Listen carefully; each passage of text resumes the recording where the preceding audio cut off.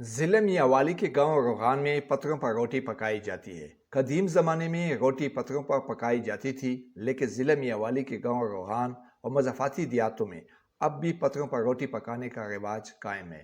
گاؤں روغان اور مضافاتی دیہاتوں میں خوشی و غمی کی تقریبات میں پتھروں پر روٹی پکائی جاتی ہے اور یہ سلسلہ ہزاروں سال سے جاری ہے۔ پتھروں کو مخصوص انداز میں تراشا جاتا ہے اور پھر اس پر سرسوں کا تیل لگایا جاتا ہے۔ ان پتھروں پر متعدد افراد مل کر روٹیاں پکاتے ہیں۔ اس روٹی کا سائز اور وزن بہت زیادہ ہوتا ہے۔